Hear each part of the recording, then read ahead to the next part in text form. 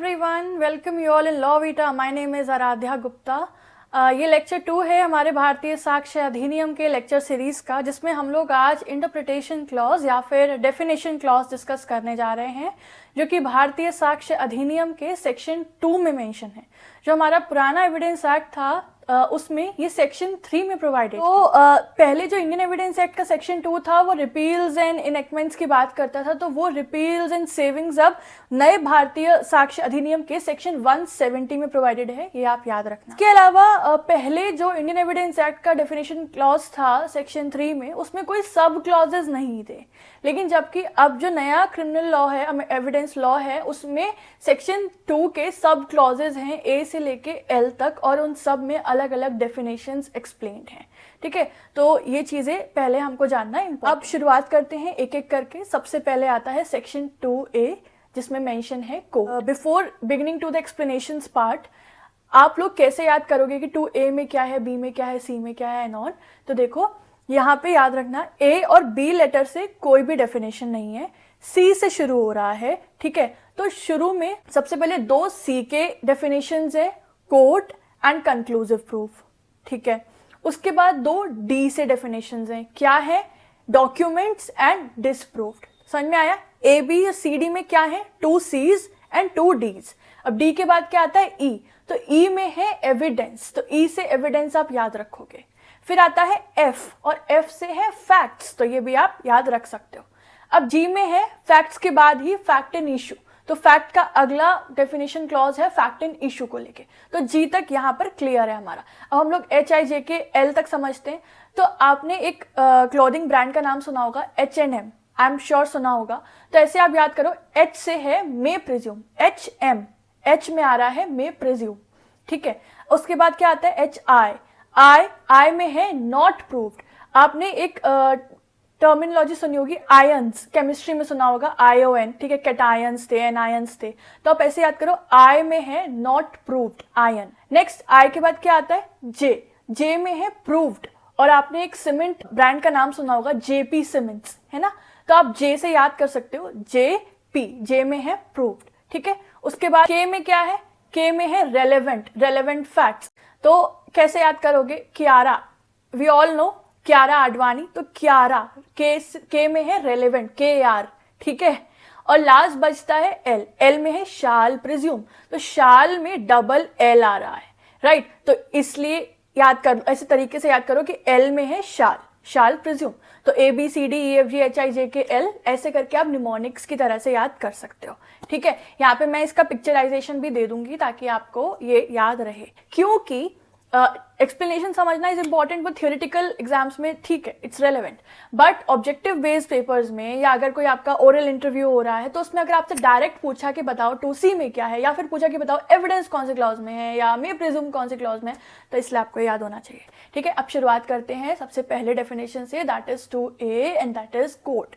तो यहाँ क्या मेंशन है, कोर्ट इंक्लूड ऑल द जजेस, all the magistrates and all the persons who are legally authorized to take the evidence. ठीक है, तो 3 लोगों के बारे में बताया है कि ये कोर्ट की डेफिनेशन में आता है. पहली बात तो याद रखना कि ये जो डेफिनेशन है ये एग्जॉस्टिव नहीं है, इनका जो मीनिंग बताया है that is only applicable with in this act, with in this भारतीय साक्ष्य अधिनियम. यानी कि जहां कहीं भी कोर्ट मेंशन है इन दिस एंटायर एक्ट, वहां पर कोर्ट का मतलब मजिस्ट्रेट भी हो सकता है, जजेस भी हो सकता है, या फिर कोई और व्यक्ति जो कि लीगली ऑथराइज है, लॉ द्वारा जिसको ऑथोरिटी दी गई है to take the evidence. Those all persons are termed as court. ठीक है, और इसमें एक एक्सेप्शन दे रखा है, that is arbitrator. Arbitrator means a person who is administering the arbitration proceedings. तो आर्बिट्रेटर इस कोर्ट के एम्बिट से एक्सक्लूडेड है. ठीक है, पहला definition clear. Now moving ahead, 2B says conclusive proof. जैसे मैंने कहा था ना कि 2 C's हैं, तो पहला हमने पढ़ लिया कोर्ट, अब आता है कंक्लूसिव प्रूफ.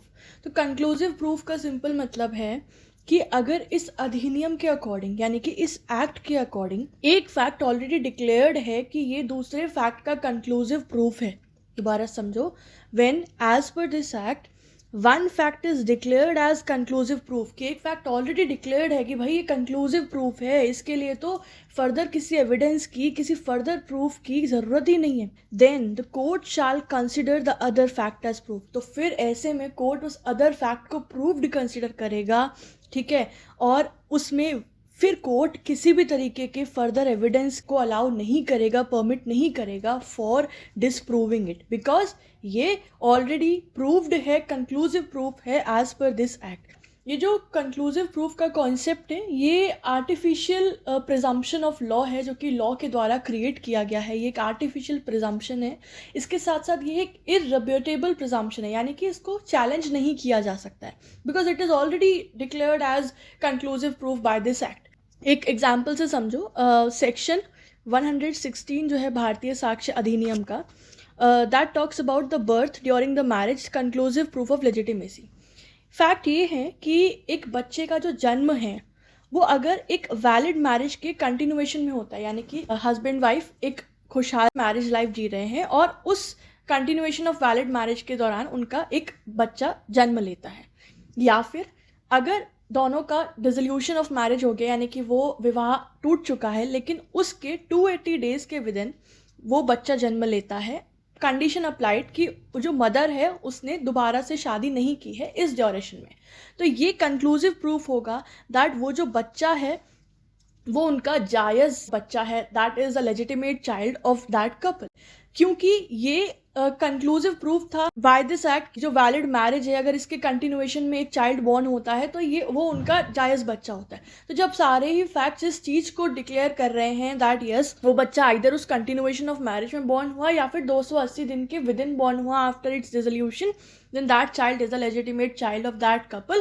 और ये कंक्लूसिव प्रूफ है और इसको डिसप्रूव करने के लिए कोर्ट किसी भी तरीके के फर्दर एविडेंस को अलाउ नहीं करेगी, ठीक है। तो ये है simply conclusive proof. Now the third definition 2C में है डिसप्रूव्ड। एक फैक्ट डिसप्रूव्ड तब माना जाता है when a fact has failed to prove, जब कोई फैक्ट जो कोर्ट के सामने लाया गया वो प्रूव होने में फेल हो गया, जब कोई और अन्य एविडेंसेस और विटनेसेस आए then that fact has failed to be proved, तो उसको कहते हैं a fact has been disproved। तो जब कोर्ट के सामने जितने भी मैटर्स आए कोर्ट ने उन सभी मैटर्स को कंसिडर किया, कंसिडर में लेने के बाद कोर्ट को लगता है या तो वो फैक्ट एग्जिस्ट ही नहीं करता है या फिर उसकी नॉन एग्जिस्टेंस इतनी संभावित है, इतनी प्रोबेबल है कि कोई भी एक समझदार व्यक्ति, कोई भी एक रीजनेबल मैन उस पर्टिकुलर सर्कमस्टांस में यही विश्वास करेगा कि ऐसा फैक्ट एग्जिस्ट ही नहीं करता है, तो हम उस फैक्ट को कहते हैं that this fact is disproved. The next is 2D।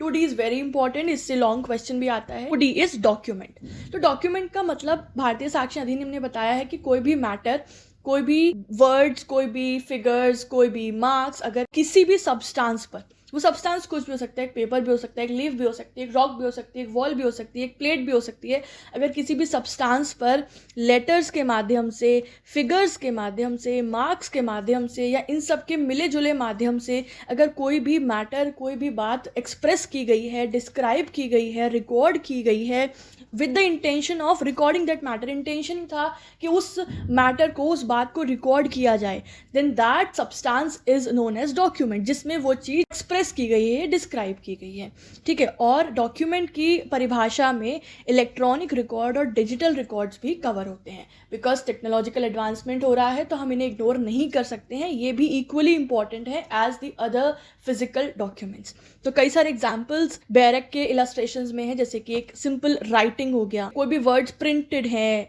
लिथोग्राफ्ड हैं, फोटोग्राफ्ड हैं, कोई मैप हो गया, या किसी मेटल की प्लेट पे या किसी स्टोन पे अगर इंस्क्राइब किया गया है, कार्व करा गया है, कोई कार्टून पिक्चराइजेशन, कैरिकेचर बनाया गया है, कोई ईमेल में कोई इलेक्ट्रॉनिक रिकॉर्ड है, कंप्यूटर्स में, फोन्स में कोई मैसेजेस हैं, तो वो भी डॉक्यूमेंट्स माने जाएंगे with in this purview of भारतीय साक्ष्य अधिनियम, ठीक है। तो डॉक्यूमेंट क्या है आपको समझ आया होगा। एक केस है हमारे पास Shamsher Singh versus state of Haryana, 2015 का केस है।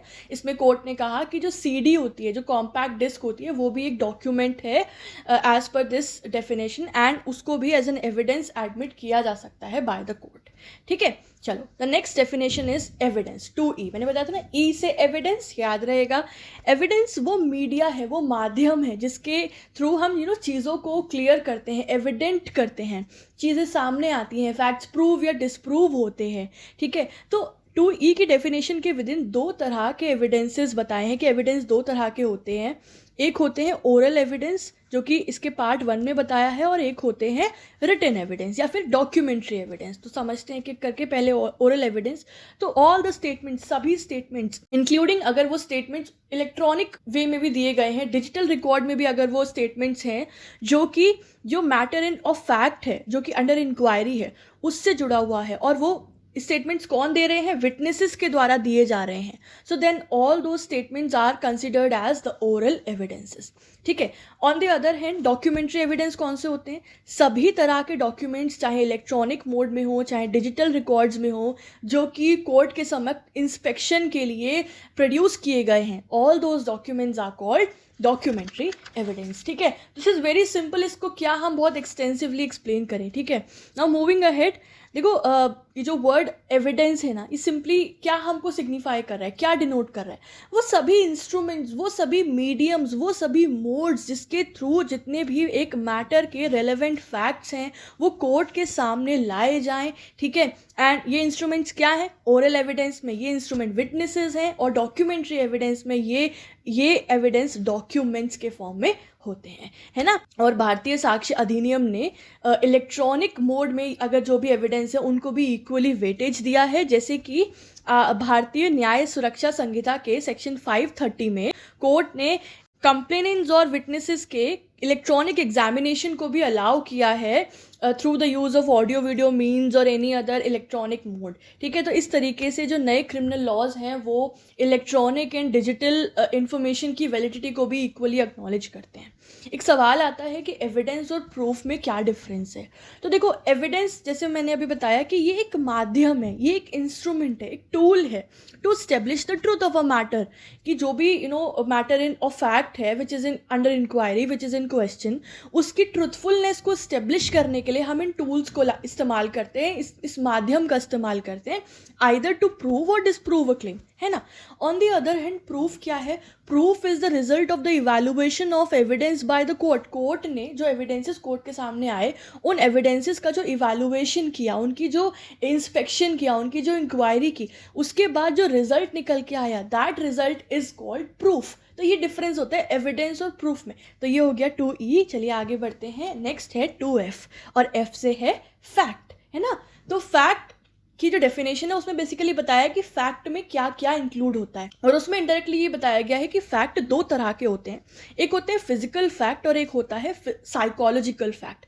Physical fact means anything, any state of thing और relation of thing which are capable of perceive by the senses, कि वो सारी चीज़ें, उन सारी चीज़ों की परिस्थितियाँ, उन सारी चीज़ों के रिलेशंस जो कि एक मनुष्य अपने सेंसेस से, जो 5 सेंसेस हैं, उससे समझ सकता है, उससे परसीव कर सकता है। All those facts are called physical facts, right. On the other hand psychological facts, वो फैक्ट जो कि basically related to any mental condition of which a person is conscious. It can be a person's opinion, it can be a person's intention, it can be a person's good faith or a bad faith or fraudulently. तो ये सारी की जो mental conditions हैं, they all constitute the psychological fact. तो illustrations में आप physical fact और psychological fact को differentiate कर सकते हो। physical facts कैसे? जैसे कि कुछ चीज़ें एक सर्टेन ऑर्डर में एक सर्टेन प्लेस पे अरेंज है, तो ये क्या है? ये एक फिजिकल फैक्ट है जिसको हम अपने सेंसेस से, एक ह्यूमन बीइंग अपने सेंसेस से परसीव कर सकता है।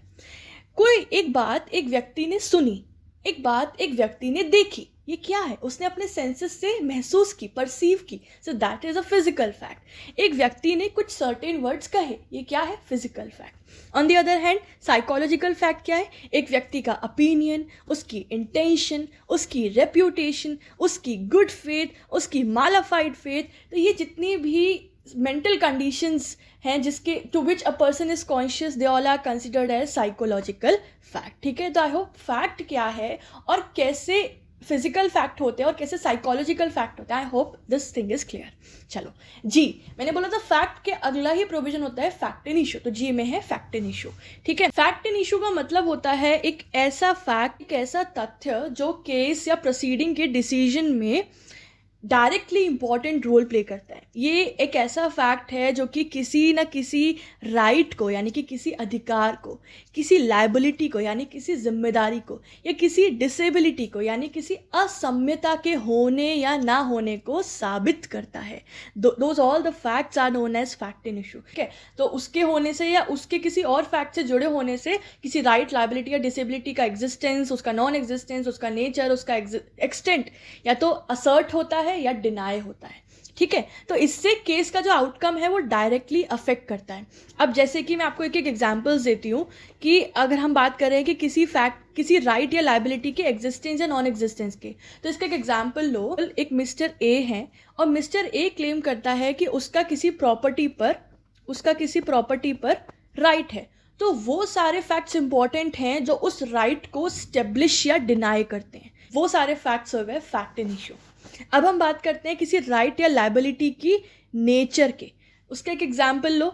मिस्टर ए और मिस्टर बी के बीच एक कॉन्ट्रैक्ट हुआ। ठीक है, तो उस कॉन्ट्रैक्ट का क्या नेचर था, कौन कौन से टर्म्स थे, ये सब फैक्ट्स जो हैं ये सब को कंसिडर करना होगा, बिकॉज ये उनके राइट्स और लायबिलिटीज के नेचर को डिफाइन करते हैं। सो देयरफॉर उन कॉन्ट्रैक्ट के सारे टर्म्स, सारे कंडीशंस जो है वो फैक्ट इन इशू कंसिडर किए जाएंगे।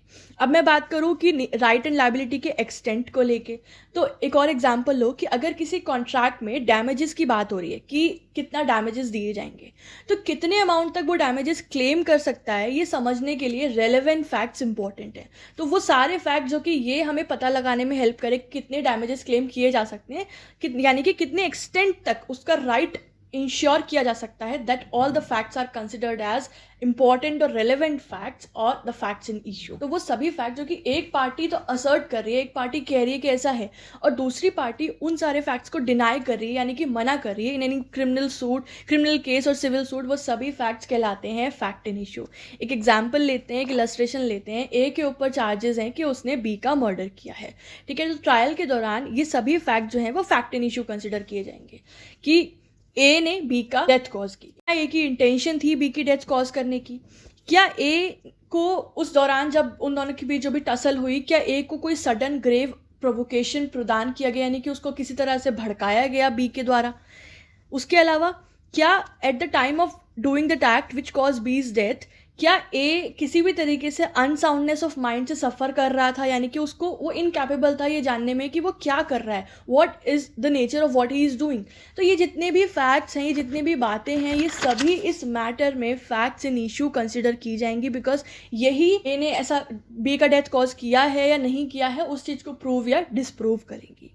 ठीक है, तो आई होप इस इलस्ट्रेशन से आपको और क्लैरिटी होगी कि फैक्ट इन इशू क्या होता है। हमारी नेक्स्ट डेफिनेशन है एच में, मे प्रिज्यूम।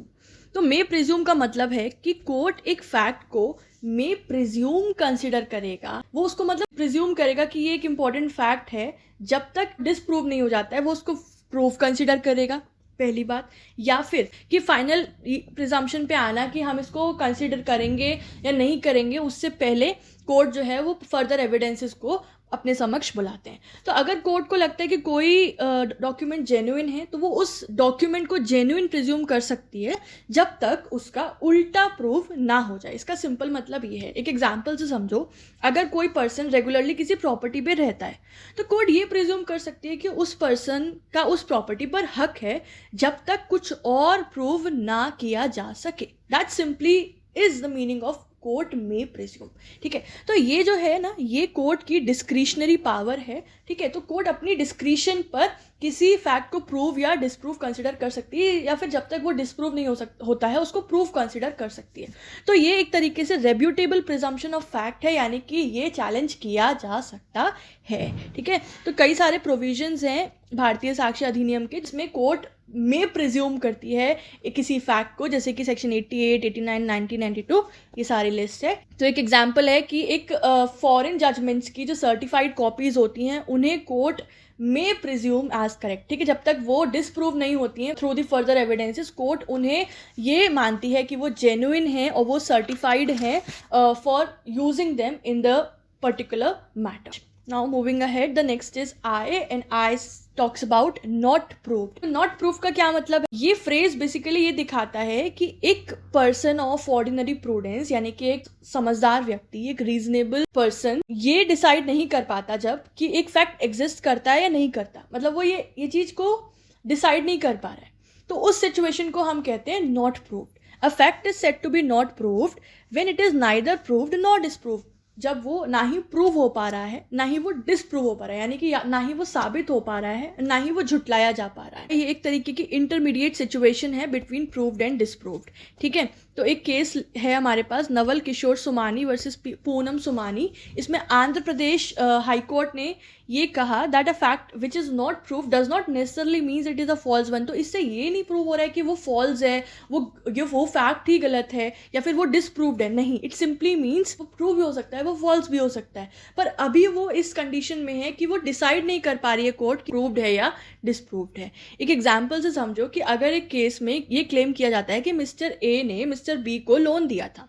ठीक है, मिस्टर ए ने मिस्टर बी को लोन दिया था, लेकिन कोई क्लियर एविडेंस नहीं है कि लोन दिया गया है या नहीं दिया गया है, तो ये फैक्ट नॉट प्रूव माना जाएगा. हालांकि इसका मतलब ये नहीं होगा कि मिस्टर ए का क्लेम झूठा है, बल्कि ये है कि इस क्लेम को साबित या झुटलाया फिलहाल के लिए नहीं जा सकता है. ठीक है, एक और एग्जाम्पल दूं आपको.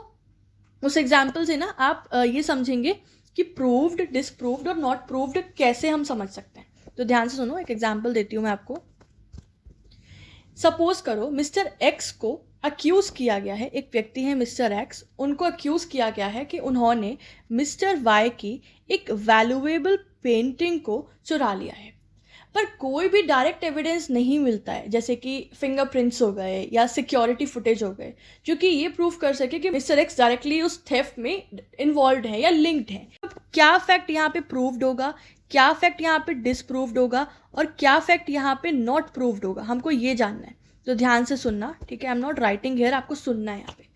अगर फिंगरप्रिंट या सिक्योरिटी फुटेज मिलता है जो कि मिस्टर एक्स को कनेक्ट करे कि थेफ्ट हुआ है और मिस्टर वाई का प्रिंटिंग मिस्टर एक्स ने चुराया है, तो अब वो जो फिंगरप्रिंट्स हैं वो फैक्ट्स प्रूव्ड फैक्ट्स हैं, क्योंकि वो इतने डायरेक्ट हैं कि फिर उसको डिसप्रूव करने की ज़रूरत नहीं है.